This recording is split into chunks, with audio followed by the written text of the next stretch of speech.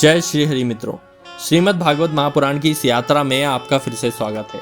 आज हम प्रथम खंड प्रथम स्कंद के अंतिम अध्याय यानी 19वें अध्याय का अध्ययन करेंगे, जो है राजा परीक्षित का अनशन व्रत और सुखदेव जी का आगमन।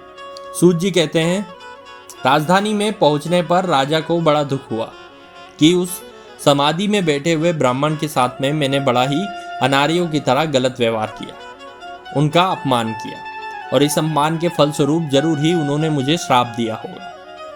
हो सकता है आज के आज ही मेरे इस राज्य, सेना और भरे पूरे खजाने का नाश हो जाए, और मैं ऐसा चाहता भी हूं क्योंकि इससे मेरे दुख का प्रायश्चित होगा।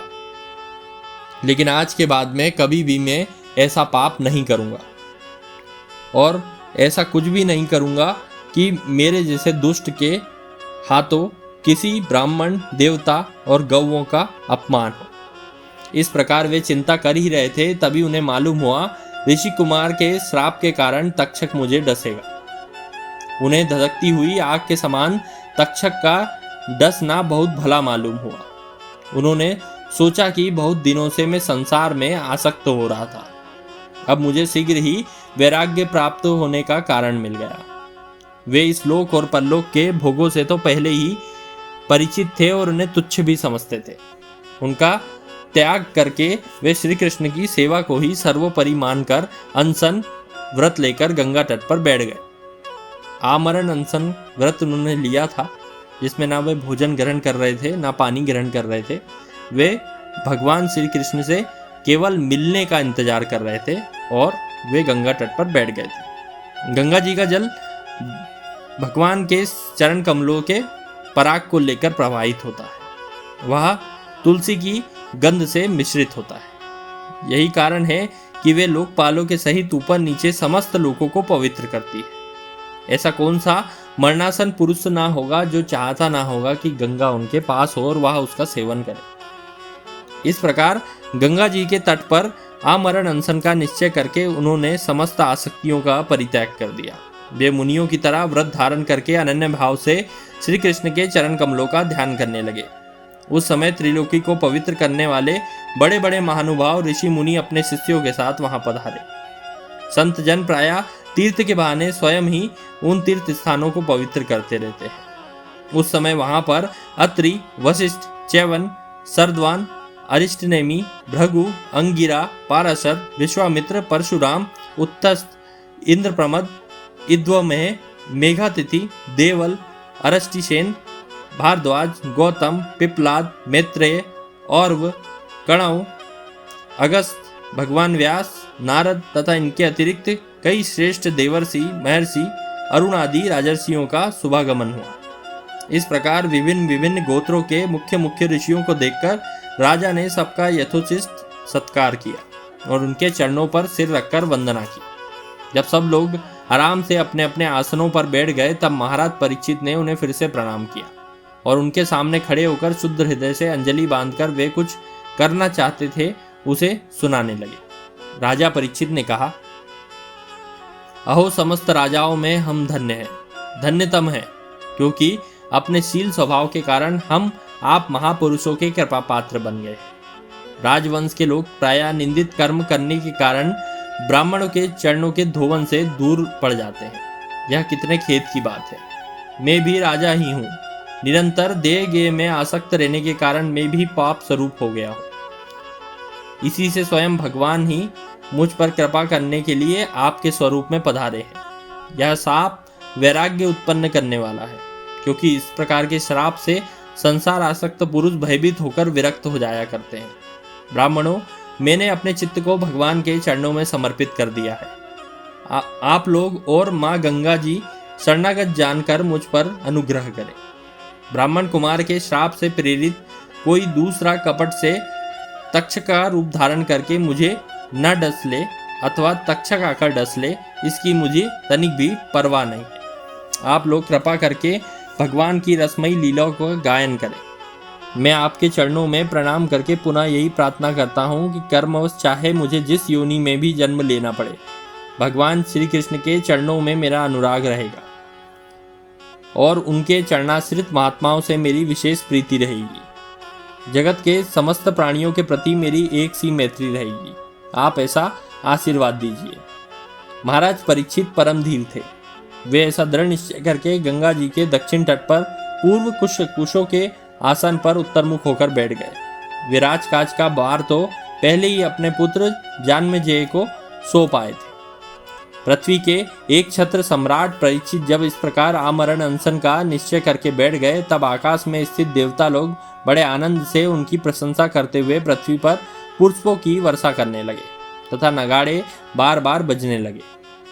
सभी उपस्थित महर्षियों ने परीक्षित के निश्चय की प्रशंसा की और साधु साधु कहकर उनका अनुमोदन किया। ऋषि लोग तो स्वभाव से ही लोगों पर अनुग्रह की वर्षा करते रहते हैं। यही नहीं, उनकी सारी शक्ति लोग पर कृपा करने के लिए ही होती है। उन लोगों ने भगवान श्री कृष्ण के गुणों से प्रभावित परीक्षित के प्रति अपने वचन कहे। राज शिरोमणि भगवान श्री कृष्ण के सेवक और अनुयायी आप पांडुवंशियों के लिए यह कोई आश्चर्य की बात नहीं है। आप लोगों ने भगवान की सानिध्य प्राप्त करके और उसकी आकांक्षा से ही राज सिंहासन तक का त्याग एक क्षण में कर दिया था, जिसकी सेवा बड़े बड़े राजा अपने मुकुटों से करते थे। हम यहाँ जब तक रहेंगे तब तक ये भगवान के परम भक्त परीक्षित अपने नश्वर शरीर को छोड़कर माया दोष एवं शोक रहित भगवत धाम में नहीं चले जाते। ऋषियों के यह वचन बड़े ही मधुर और गंभीर, सत्य और समता से युक्त थे। उन्हें सुनकर राजा परीक्षित ने उन योग युक्त मुनियों का अभिवादन किया और भगवान के मनोहर चरित्र सुनाने की इच्छा से ऋषियों से प्रार्थना की। राजा परीक्षित कहते हैं, महात्माओं, आप सभी ओर से यहाँ पधारे हैं। आप सत्यलोक में रहने वाले मूर्तिमान वेदों के समान हैं। आप दूसरों पर अनुग्रह करने की अतिरिक्त जो आपका सहज स्वभाव है, आप वो करते हैं। इस लोक में या परलोक में आपका कोई स्वार्थ नहीं है। विप्रवरो, आप लोगों पर पूर्ण विश्वास करके मैं अपने कर्तव्य के संबंध में यह पूछने योग्य प्रश्न करता हूँ। आप परस्पर विचार करके मुझे बताइएगा कि सबके लिए सब अवस्थाओं में और विशेष करके थोड़े ही समय में मरने वाले पुरुषों के लिए अंतःकरण और शरीर से करने योग्य विशुद्ध कर्म कौन सा है। यहाँ पर राजा ने ब्राह्मण से दो प्रश्न किए हैं, हम इसे समझते हैं। ठीक है, पहला प्रश्न है कि जीव को सदा सर्वदा क्या करना चाहिए, और दूसरा यह है कि जो थोड़े समय में ही मरने वाला हो उनका क्या कर्तव्य है। ये दो प्रश्न उन्होंने सुखदेव जी से भी किए थे। क्रमशः इन्हीं दोनों प्रश्नों का उत्तर द्वितीय स्कंद से लेकर 12 पर्यंत सुखदेव जी ने दिया है। आगे पढ़ते हैं। उसी समय पृथ्वी पर स्वेच्छा से विचरण करते हुए किसी से कोई अपेक्षा न रखने वाले व्यास नंदन भगवान सुखदेव जी महाराज वहां पर प्रकट हो गए। वे वर्ण तथा आश्रम के बाह्य चिन्हों से रहित एवं आत्म अनुभूति में संतुष्ट थे। बच्चों और स्त्रियों ने उन्हें घेर रखा था। उनका वेश अवधूत का था। 16 वर्ष की अवस्था थी। चरण, हाथ, जंगा, भुजाएं, नेत्र, कपोल और अन्य अंग सुकुमार थे। नेत्र बड़े मनोहर थे। नाचिका थोड़ी ऊंची सी थी, यानी नाक थोड़ी ऊंची सी थी। कान बराबर थे। सुंदर भवें थी और उनका मुख शोभायमान था। हसीली ढकी हुई थी। छाती चौड़ी और उभरी हुई। नाभि भंवर के समान गहरी और उदर बड़ा ही सुंदर त्रिवाली से युक्त था। लंबी लंबी भुजाएं और मुख पर घुंघराते बाल सुंदर दिख रहे थे। दिगंबर वेश में वह श्रेष्ठ देवता के समान तेजस्वी जान पड़ते थे। अपने पिता के समान उनका रंग भी श्याम था। चित्त को चुराने वाली भरी जवानी में वे मुस्कान से मनोहर जान पड़ते थे। यद्यपि उनके लक्षण जानने वाले मुनियों ने उन्हें पहचान लिया। वे सब आसन छोड़कर उनके सम्मान में उठ खड़े हुए। राजा परीक्षित ने अतिथि रूप में पधारे हुए श्री सुखदेव जी को सिर झुकाकर प्रणाम किया, उनकी पूजा की। उनके स्वरूप को न जानने वाले बच्चे और स्त्रियां उनकी यह महिमा देखकर वहां से लौट गए। सबके द्वारा सम्मानित होने पर सुखदेव जी ने श्रेष्ठ आसन पर बैठे। ग्रह, नक्षत्र और तारों से घिरे हुए चंद्रमा के समान महर्षि, देवर्षि, राजर्षियों के समूह से घिरे हुए सुखदेव जी अत्यंत शोभामान हुए। वास्तव में वे महात्माओं के भी आदरणीय थे। जब प्रखर बुद्धि सुखदेव जी शांत स्वभाव से बैठ गए, तब भगवान के परम भक्त परीक्षित ने उनके पास आकर उनके चरणों में अपना सिर रख दिया और उन्हें प्रणाम कर कर कहा। परीक्षित कहते हैं, भगवान स्वरूप ब्राह्मण, आज हम बड़भागी हुए, क्योंकि अपराधी क्षत्रिय होने पर भी हमें संत समागम का अधिकारी समझा गया। आज आपने कृपा करके यहाँ पधार कर हमें तीर्थ के तुल्य पवित्र बना दिया। आप जैसे महात्माओं के स्मरण मात्र से ही गृहस्थों के घर तत्काल पवित्र हो जाते हैं।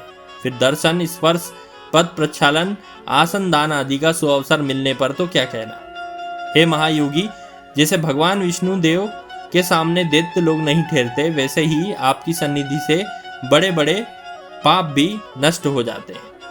अवश्य ही पांडवों के सुहृदय भगवान श्री कृष्ण मुझ पर अत्यंत प्रसन्न है। उन्होंने अपने भाइयों की प्रसन्नता के लिए उन्हीं के कुल में उत्पन्न हुए मेरे साथ में भी अपनेपन का व्यवहार किया।